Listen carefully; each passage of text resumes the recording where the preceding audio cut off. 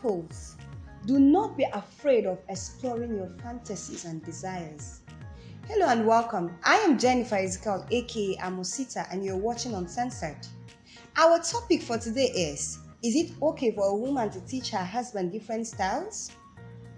To give more light on the topic, I have Mrs. Florence Samuel to give more light on it. I call her Auntie Florence. She's a wife, a mother, and a civil servant. Auntie Florence. Sannu da zuwa. Yawwa sannu. Yawwa. Ina hira da kawana. Sai ta ce wai suna saduwa na ma'aurata da mijinta. Sai ta ce ma mijinta oke ga inda take so yi. Sai ya fara zaginta, ya fara yin fada. Yanzu abinda ina son sani shine akwai wani damuwa in na mace ta koya ma mijinta abubuwan da take so a saduwa? Lallai to cikin tambayanki haka wasu aure wasu maza za su gan shi haka. Kisan sometimes maza za su ɗauke mu kama mu karwaye ne, kin gane? Like we are prostitute, you understand? And it's not like that. It's just understanding between you and your man. And even in the Bible and the Quran, men mention that women are helper to their husbands. Mu mataimakin mai gidanmu ne, kin gane? So in any angle da bai iya ba, is not a sin ki koya mishi ga yanda kike so. Unlike yana baki ta side, kin ce ai ni ina so ta front ne, na fi jin daɗi wannan. Ai ban ga wani damuwa a ce kin koya ma mai gidanki yayin da kike so ki ji daɗi saduwanku a cikin zaman aurenku ba. Amma wasu za su ɗauke shi kamar laifi ne, ko wasu su pick offense, it will be their issue. But honestly, a nawa ganewa ba shine damuwa ba. It's very good. A wani mene kina gani na sa maza su kalli matayensu as ai yanzu matanka ne. Mene kin gan zai sa namiji ya fara kallon matan shi as karuwa don ta ce mishi okay ga abin da nake so. To in ma ya kalle ta a ta fannin wancan gaskiya ya yi kuskure. Don already ko da ka je ka sadu da ita a hanya ne tana karuwanci, ka ɗauke ta ta zama matanka, bai kamata ka yi mata wannan kallo ba, don kallon da ya zama kallon reni. Kuma ba da kyau a cikin zaman aurenku a ce ba ku da respect, kuma ba ku a kalle junanku da matsayin husband and wife. So is a situation you should come together ku gane ma juna. Ma yana kalle ta da wani hali, it depends on him.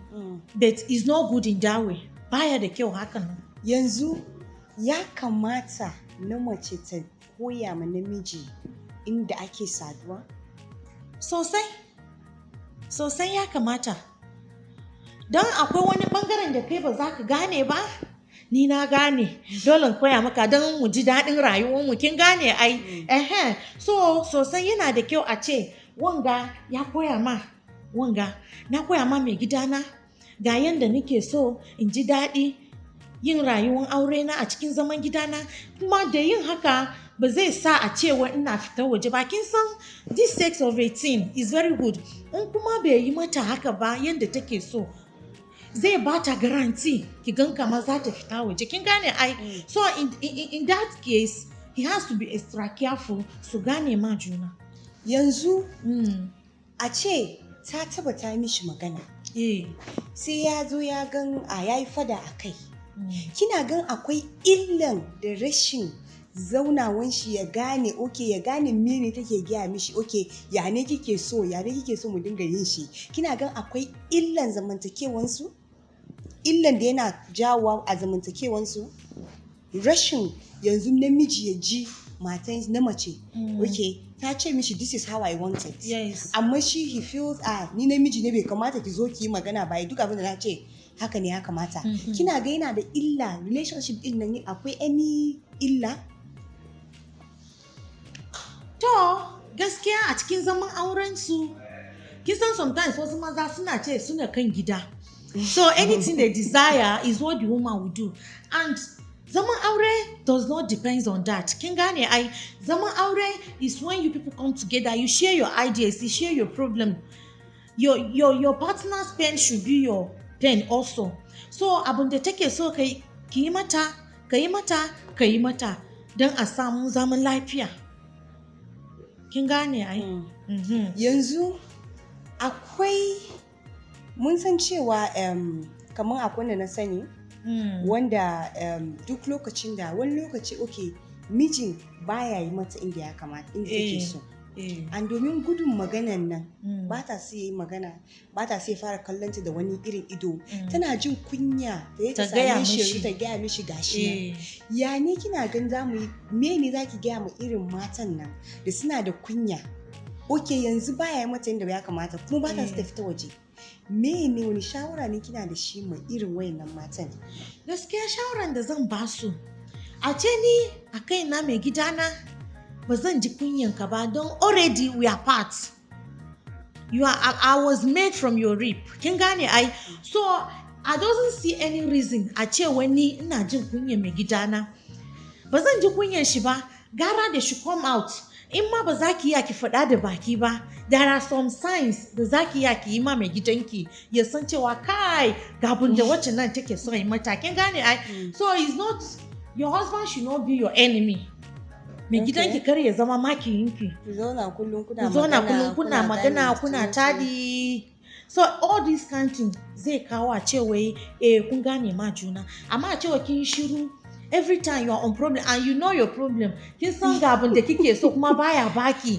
So kina zama kin gan zai sa ki kowane lokaci kina damuwa kuma hypertension is not good, most especially nowadays. Zai ma iya ja hawan jini ke. Zai kawo miki hawan jini, kina tunanuwa ga abin da kike so kuma baki samu an gashi kusa da ke ba za ki yi mashi magana ba. Kin san lokaci matan suka duba ai bana son miji ne ya fara kallo na kaman karuwa, bana son miji ne ya fara cewa haka, bana son miji ne ya duba haka. Gaskiya a fatan wannan su cire wannan a gefe, baya a haka zaman aure already who you people are one.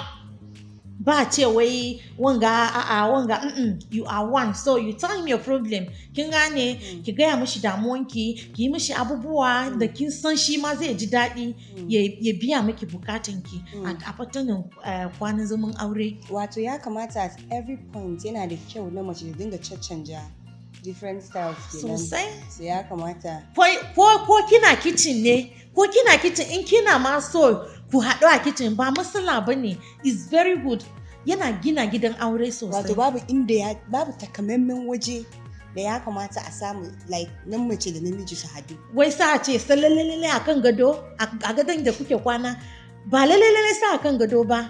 Kin gane in kuna so ku ji daɗin zaman auren ku, ko kuna ci abinci ne, kin gama ci abinci, za ki ɗauka kwano ki kai kitchen, ya zai haɗu da kya wajen, kwa iya ku salame juna a wajen. Kin gane ai ba sai na fita. So it builds home irin wanga abubuwa. Kin gane ba sai lalalala a ce a gada din nan ba. Ai akwai ina zaki ya kici kishin ruwa. Kici kishin ruwa ba zaki sha ruwa ba. So haka zaman aure take. Kuma a cikin din ba za ku ji tsoron juna kuma ba. How I wish muna da lokaci sai da min gaskiya. Wancan time da na kawo ki na ji dadin maganar da ke sha kana ce kuma zan zo in kara in ji. Na gaya miki lokacin can cewa zan bi ki har gida yanzu ka ji. Wannan time din mun zo domin gaskiya ina son jin more akan abin nan da kika faɗa. Wallahi ba masu mara, most welcome. Nagode sosai. This is all we have for this week. Keep a date with us same time, same channel next week as we bring more interesting topics to talk. Bye.